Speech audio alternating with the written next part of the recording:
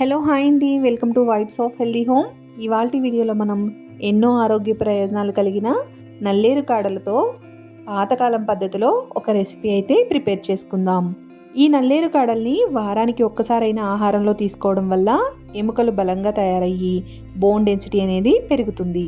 అంతేకాకుండా విరిగిన ఎముకలు కూడా అతుక్కోవడానికి ఇది బాగా ఉపయోగపడుతుంది. ఈ కాడలతో పచ్చడిని కూడా తయారు చేసుకోవచ్చు. రెసిపీ వచ్చేసి మన ఛానల్లో ఉంది.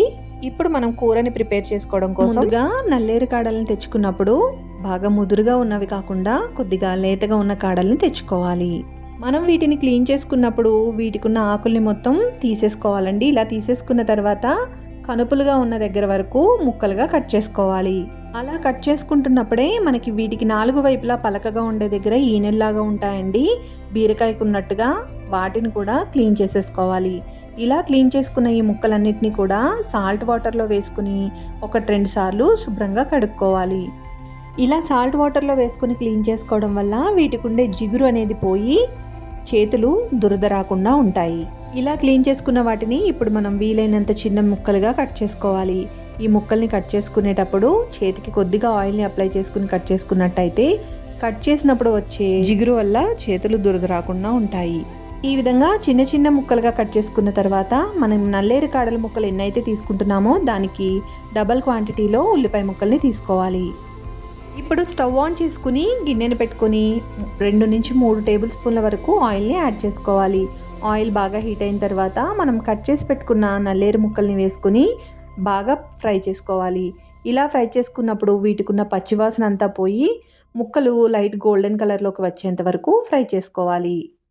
నల్లేరు ముక్కలు ఈ విధంగా గోల్డ్ కలర్లోకి ఫ్రై అయ్యాయంటే మనకి కంప్లీట్గా ఇవి మగ్గినట్టేనండి.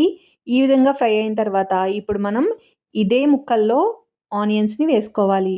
మనం కట్ చేసుకుని పెట్టుకున్న ఆనియన్స్ అలానే 5-6 పచ్చిమిర్చిని ముక్కలుగా కట్ చేసుకుని వేసుకుని వీటన్నిటినీ కూడా బాగా కలిసేలాగా మిక్స్ చేసుకోవాలి.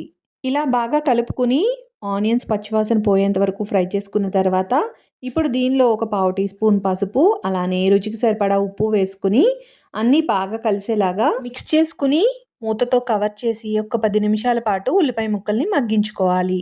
ఉల్లిపాయ ముక్కలు ఇలా బాగా మగ్గిన తర్వాత ఇప్పుడు మనం దీనిలో 1 టేబుల్ స్పూన్ కారాన్ని యాడ్ చేసుకుని గరిటతో కలుపుకుంటూ 5 నిమిషాల పాటు ఫ్రై చేసుకోవాలి. ఇలా ఫ్రై చేసుకున్న తర్వాత ఇప్పుడు మనం దీనిలో ఒక పెద్ద సైజు నిమ్మకాయ అంత చింతపండుని ముందుగానే నానబెట్టుకుని గుజ్జు తీసుకుని ఆ గుజ్జుని దీనిలో యాడ్ చేసుకోవాలి. అలానే ఒక 3 కప్పుల వరకు వాటర్ని యాడ్ చేసుకుని ఒకసారి అంతా కలిసేలాగా బాగా మిక్స్ చేసుకుని మూతతో కవర్ చేసి మీడియం ఫ్లేమ్లో కూరని ఉడికించుకోవాలి. ఇలా ఒక 15 నిమిషాల పాటు మీడియం ఫ్లేమ్లో కూరని ఉడికించుకున్నట్టయితే కొంచెం దగ్గర పడుతుందండి. ఇలా కూర కొంచెం దగ్గర పడిన తర్వాత ఇప్పుడు మనం దీనిలో 1 టేబుల్ స్పూన్ బెల్లాన్ని యాడ్ చేసుకుని దీన్ని కూడా బాగా కలిసేలాగా మిక్స్ చేసుకుని మళ్ళీ మూతతో కవర్ చేసి ఇంకొక 10 నిమిషాల పాటు ఉడికించుకోవాలి. మీరు కావాలంటే బెల్లం వద్దనుకుంటే స్కిప్ చేసుకోవచ్చు. ఇలా బెల్లం వేసిన తర్వాత ఒక్క 10 నిమిషాలు ఉడికించుకున్నామంటే కూర బాగా దగ్గర పడుతుంది. ఈ స్టేజ్లో ఉన్నప్పుడు మనం దీనిలో ఒక గుప్పెడు కరివేపాకుని యాడ్ చేసుకుని మూతతో కవర్ చేసి ఒక 2 నిమిషాల పాటు కూరని ఉడికించుకోవాలి. ఇలా కరివేపాకును వేసి బాగా దగ్గర పడేంత వరకు మగ్గించుకున్నట్టయితే కూర ఫ్లేవర్ అనేది చాలా బాగుంటుందండి కరివేపాకు వేయడం వల్ల. ఇప్పుడు ఇలా దగ్గర పడిన తర్వాత కూర అంతటిని కూడా బాగా మిక్స్ చేసుకుని స్టవ్ ఆఫ్ చేసుకున్నట్టయితే ఎంతో టేస్టీగా ఉండే నల్లేరు కాడల కూర రెడీ అయిపోయినట్లే. ఇప్పుడు వేడివేడి అన్నంలో కొద్దిగా కూరను వేసుకొని నెయ్యి వేసుకొని తింటే చాలా బాగుంటుంది. మీరు కూడా తప్పకుండా ట్రై చేసి రెసిపీ ఎలా ఉందో కమెంట్ సెక్షన్లో కమెంట్ చేయండి.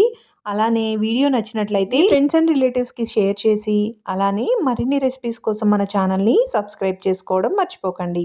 Thanks for watching.